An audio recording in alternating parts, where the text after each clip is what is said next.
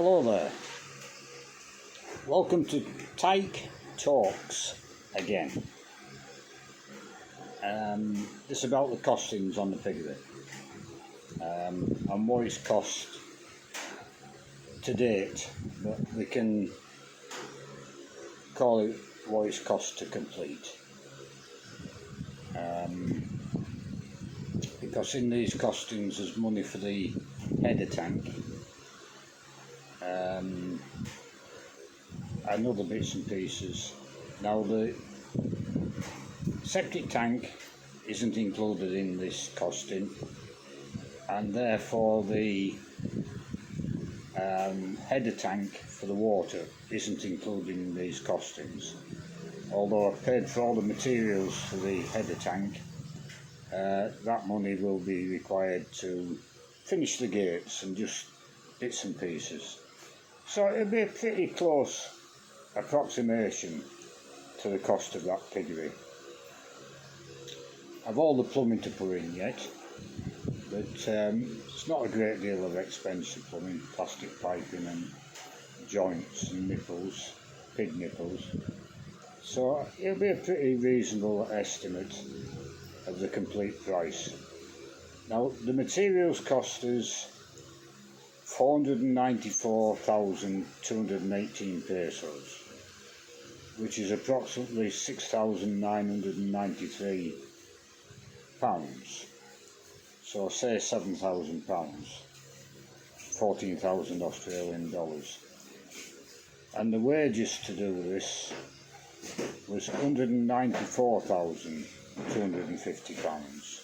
Sorry, 194,250 pesos, which is approximately 2,750 pounds, or 5,500 Australian dollars. So the total cost of the materials and the wages is 688,468 pesos, which equates to 9,746 pounds. So we can round it up and say that that piggery's cost us £10,000, 20,000 Australian dollars. So we've got a lot for his money, in my opinion. Now the price of a building will vary region to region.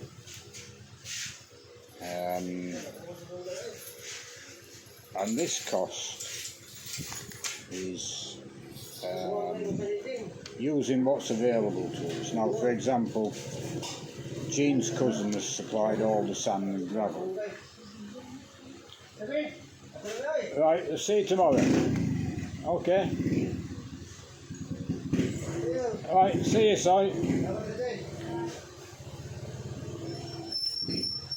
So, a cousin has supplied all the sand and gravel. I would pay 7,500 pesos for a load of sand and 7,000 pesos for a load of gravel. And that's a lot cheaper than what it would cost if we got it from the hardware shop. So we've a good saving on sand and gravel.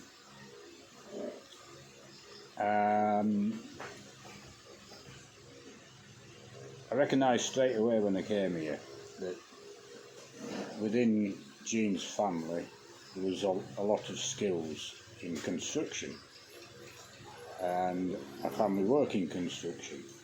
My cousins work in construction.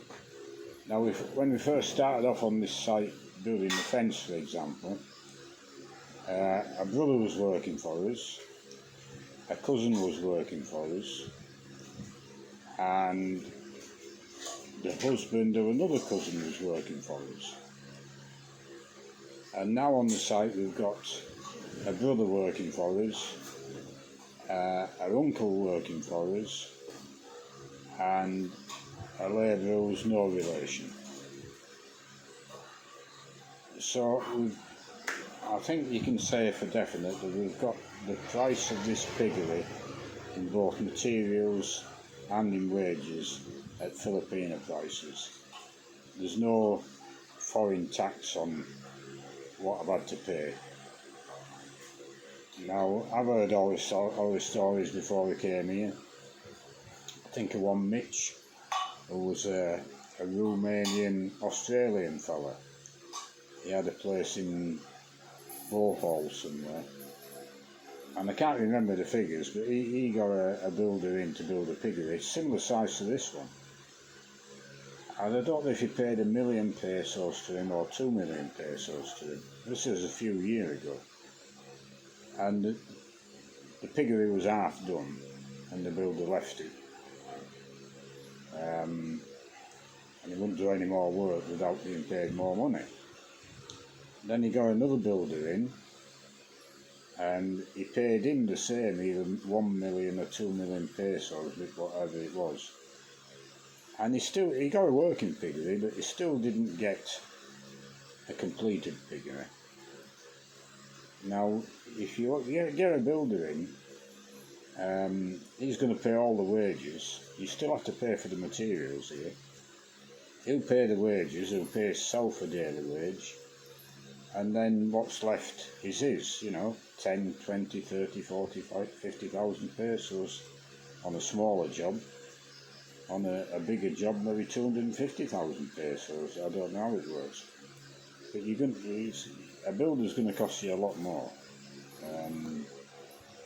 Whereas what we've done is we've got workmen in, and we pay the workmen's wages. Now, we're not mean with wages, we pay above the average in pesos. When you convert it to pounds, it's very little money. But we're in the Philippines and we're working with pesos, not with pounds. So, yeah, we've done well. We've not just with the piggery, but with the fence and the cesspit. And then this coming week with the water tank, we're getting value for money. I've got to get value for money because I don't have an unlimited amount of money, and there's a lot more I want to do yet. But I probably won't get it. Well, I won't get it all done for definite, but I'll probably be running out of money on what we've got on the budget for building. June, July. Now, we might have to stop then, and stop until we save up some money to start again. But what I'm hoping is the piggery will provide a profit, the sari shop will provide a profit, and if we get a good profit, we won't have to stop the building, we'll be able to carry on. But if we have to stop the building, it's not the end of the world. I've got value from the money I've spent, and you can't spend forever because your money doesn't last forever.